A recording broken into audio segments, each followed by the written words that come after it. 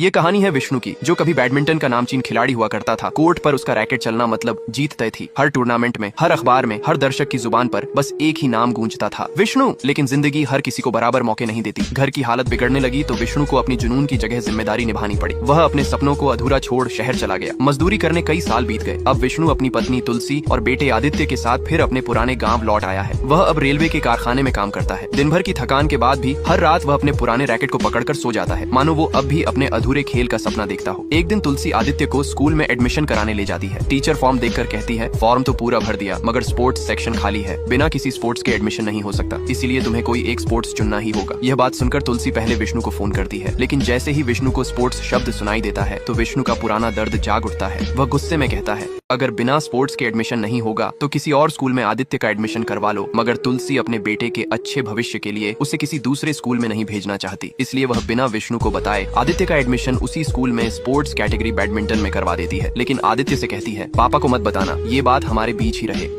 अब तुलसी को अपने बेटे के लिए बैडमिंटन खरीदना था, इसलिए वह अपने पति के दोस्त राजू के स्पोर्ट्स की दुकान पर जाती है और बैडमिंटन दिखाने को कहती है। राजू आदित्य के बैडमिंटन खेलने की बात सुनकर बहुत खुश हो जाता है और तुलसी से कहता है, पहले इसका बाप चैंपियन था, अब बेटा भी चैंपियन बनेगा। लेकिन तुलसी को राजू की यह बात मजाक लगती है, इसलिए वह कहती है, भैया क्यों मजाक कर रहे हो। लेकिन राजू कहता है, आपको शायद विष्णु के बारे में कुछ पता नहीं है। यह सुनकर तुलसी राजू से विष्णु का सारा सच जानने की कोशिश करती है। तब राजू दुकान के एक कोने से पुरानी सीढ़ी निकालता है और टीवी चालू करके विष्णु के बैडमिंटन खेलने की वीडियो दिखाता है। स्क्रीन पर युवा विष्णु दिखाई देता है। कोर्ट में उसकी रफ्तार, हर शॉट पर तालियों की गूंज और उसकी आंखों में जीत का जुनून था। वीडियो में अपने पति को इस तरह का बैडमिंटन खेलते देख तुलसी हैरान रह जाती है। लेकिन घर लौटकर वह विष्णु से झूठ बोलती है कि आदित्य का एडमिशन तो हो गया है, लेकिन शुक्रवार और शनिवार को आने में थोड़ी देर हो जाएगी। स्कूल से देर से आने की बात सुनकर विष्णु थोड़ा हैरान हो जाता है, लेकिन तुलसी बात को टालने के लिए विष्णु से खाने के बारे में पूछती है। इसी बीच उनका बेटा आदित्य अपने पिता के बैडमिंटन चैंपियन होने की बात सुनकर उन्हें देखता ही रह जाता है। अब आदित्य स्कूल में जाकर अपने पिताजी की तरह बैडमिंटन खेलने की कोशिश करता है, लेकिन पहली बार आदित्य बैडमिंटन खेलने की कोशिश कर रहा था, इसलिए वह ठीक से नहीं खेल पा रहा था। लेकिन अपने पिताजी की तरह अच्छा खिलाड़ी बनने के लिए वह घर आकर टीवी पर अपने पिताजी का पुरानी वीडियो देखने लगता है और उसी तरह अभ्यास करने की कोशिश करता है। अब धीरे धीरे आदित्य बैडमिंटन सीख जाता है। एकेडमी में जब कोच आदित्य का खेल देखते हैं तो वे बहुत खुश होते हैं। कोच प्रिंसिपल को बुलाकर आदित्य की खूब तारीफ करते हैं। इधर आदित्य के पिता को अपने बेटे के बारे में कुछ पता नहीं था। वे चुपचाप ट्रेन के कारखाने में मन लगाकर काम करते थे। एक दिन आदित्य अपने पिता के फाइनल मैच की सीढ़ी देखने की कोशिश करता है। तभी राजू जल्दी से सीढ़ी लेकर कहता है, अरे ये तो खराब है, तुम दूसरी देख लो। असल में राजू नहीं चाहता कि आदित्य उस हार को देखे जिसने विष्णु को बैडमिंटन से दूर कर दिया था।